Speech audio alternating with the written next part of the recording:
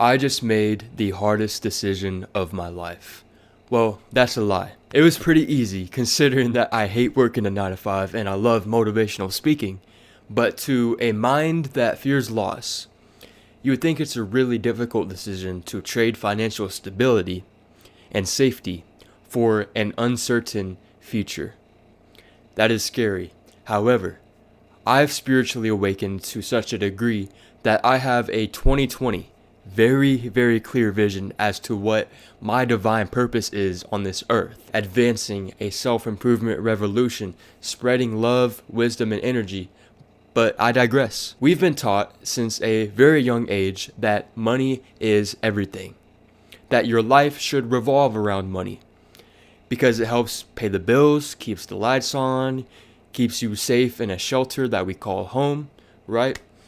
We've also been taught to fear loss at such a magnitude that it puts your survival at risk, right? Like what I'm doing right here, right now, what I've already done, because I just quit my job, is I'm putting my survival at risk. That is something that still scares me to a degree. I'm not completely fearless. It just took courage to do what I did. But honestly, nothing is as scary as me losing my relationship with God, the universe, my dreams, and losing the time and energy to do what I love to do, and losing my memory of who I am, losing my identity as a creator. 9 to 5 is stable in the financial sense, and it keeps you floating above water, but only floating above water. Like there's no higher ceiling than that, right? On a spiritual level for me though, and even on a mental health level, a 9 to 5 is risky when you consider the potential loss of your spirit and your inner child and forgetting who you truly are, and then not even being able to do what you love to do, what is fulfilling to you. The very minuscule available time and energy you have, you actually just drain it even more for instant gratification, for scrolling on Instagram Reels or TikToks for hours into the night, thus losing sleep. Or like I did from 2024 through 2025, I would release my semen to adult content every day of the years. The last job I had, and honestly, I respect all of my bosses. I really left at a weird time because people were showing me so much positivity, like in the workspace. But I was so stressed out by how some customers would come through and just treat me, okay? Like it's legit just so much negative energy. Hey man, I just don't want to be around it. The last job I had almost made me forget who I am. Think about this, bro. As a food service job, it was so constantly distracting, and there's many energy leeches throughout. And I'm not talking about only the people. Like the people I was working with was great, but I'm talking about the customers, bad, okay? And it's not even only the people, the food itself, bro. Think about all the seed oils in the food that you get a discount on, so you're tempted to buy it. Okay, I get an employee discount, so maybe I just eat here for today. Bruh. Nah, that's an energy leech also. Like, it lowered my vibration and drained me of my energy to the point that I would go home and live in lust and just bust a nut to pornography in order to recover from a difficult day of dealing with difficult people.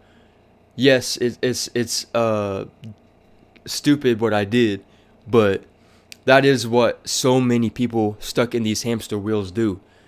Once they go home, they indulge and binge watch Netflix as a way to rest, right? We all, on a deep level, we understand it's not true rest, but it's just a habit we fall into anyway, because it's instant gratification that our monkey brain is dependent on, versus the more difficult road that is, more worthwhile. Of course, it's more healthy, but yet it's hard to push through and just sit there and meditate. Like to break all the walls and just sit there and meditate and let go of the day.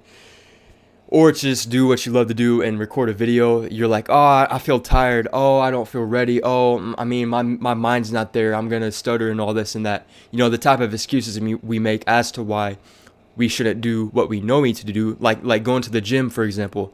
Who wants to go to the gym after a long day at work? All this unnecessary suffering for digital numbers called money. Now, don't get me wrong. I don't have problems with money at all. Like, in fact, I would love more of money, and I'm an advocate of getting more money. But the way that we're doing it in this rat race is just not the way to go, bro. We got to provide true value from our strengths to the world. A really, really heartfelt service to the world. Creatively or through entrepreneurship, whatever it may be, bro. It just cannot be this really dystopian trap of serving people food with seed oils and soda with high fructose corn syrup. The only issue I have is the prioritization. Okay, think about it. The prioritization of money over what I truly love to do, such as motivational speaking. I have an issue with the prioritization of money over mental health, well-being, the prioritization of money over spiritual purpose, divine purpose, exercising your gift. I remember the night I put in my 2-week notice. Randomly, during one of my 12-hour shifts, I had a 12-hour shift every Saturday for like 30 Saturdays straight. Like, this was like an entire year of me working 12 hours every Saturday. I had my third eye blast open. Like, sometimes your third eye just randomly blast open and you receive like an epiphany about reality. This same epiphany repeated itself out loud. Like, it was coming out my own vocal cords randomly during my 12-hour shift in a single sentence. This is meaningless. This is meaningless. This is meaningless. I was becoming increasingly frustrated that this was my life. Just handing people chicken, fried chicken, handing people Cokes and Dr. Peppers. This cannot be my life. This cannot be what I devote my time, energy, effort, and attention to. Damn right, it was meaningless. Where is the spiritual fulfillment in keeping this hamster wheel running? I thought God was above all. That's what I was taught in Christianity. And although I've questioned those teachings as well, I independently still arrived at the conclusion that God is above all. And yet, I still wasn't able to live like it. Like, yes, my convictions were correct. God is above everything else and before everything else. God, all glory to God, praise the Lord. But if you put God after something, such as money, that so many people do, you make money your master, you cannot serve two masters, man. And there isn't something wrong with you. There is something deeply wrong with the system that has made you behave that way. Think about that. I'm non-judgmental over here, bro. I've put myself through the ringer when it came to self-judgment, putting myself down for the way I would put God after money, for example. Of course, the system that made you and me behave this way was the social matrix, aka society. Listen to Stressed Out by 21 Pilots, and then come back to the comment section. Comment about that song, the lyrics that resonate with your soul and your mind. Wish we could turn back time to the good old days. I'm tripping, bro. Hey, that clap was loud. I'm sorry to all my headphone users out there, bro, but legit, man. Tracing all the way back to your birth on this earth. Think about your worth. You are infinitely more valuable than anything of this material plane. All these ways you've been taught to behave by society, please question them. You may very well end up freeing yourself, like the way I freed myself today by quitting my 9 to 5. Yes, I put in my 2-week notice. I've transcended almost all of the lies. Trust me, there's so many more illusions and lies to transcend.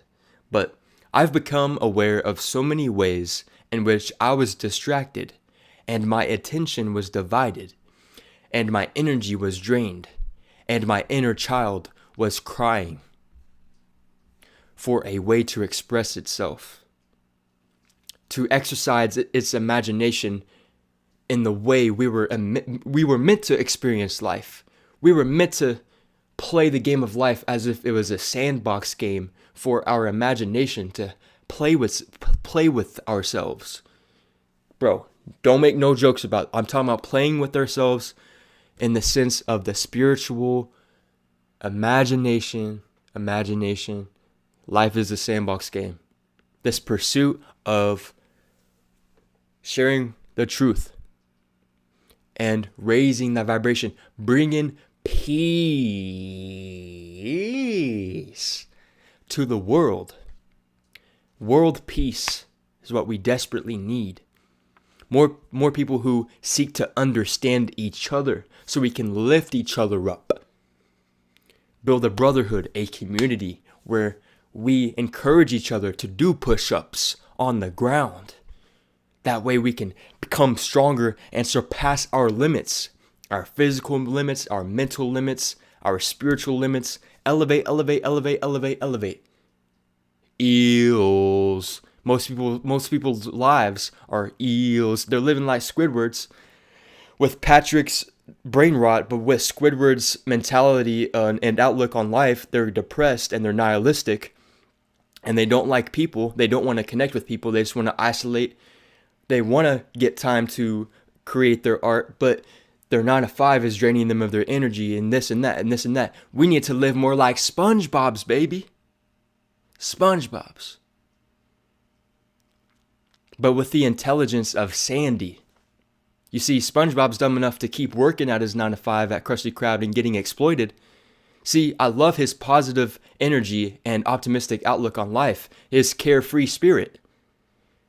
Combine that with Sandy's intelligence and the way she pursues her own scientific projects within her dome. Yo, she's home. And she's not alone. You know what I'm saying? So that's why I quit my job. It's for a spiritual calling I cannot ignore. And if you're feeling the same way, bro, I hope I've inspired you. And this is not to put anybody down who's going to continue working a 9 to 5. Look, there's so much risk in quitting your 9 to 5. Like I just said, it's a leap of faith, dog.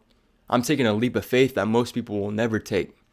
Because it really is that scary, and the risks really are real. I, personally, could be homeless. I could be kicked out of my parents' apartment. Don't blanket follow what I'm doing. Don't blanket follow what your role models are doing. Take the advice and follow the steps that resonate with you, but don't follow them the whole way, because then you're just copying their blueprint, but your life is not their life. Like, you gotta, you know what I'm saying, create your own blueprint, and that's what's scary. You learn to become independent, and you cannot depend on others no more. You cannot seek external validation no more. And when you awaken to a level spiritually where you put God before money, yo, I mean, we'll see what happens. That's what I've just done. This video is ending for a reason. It's to make true a vision we believe in.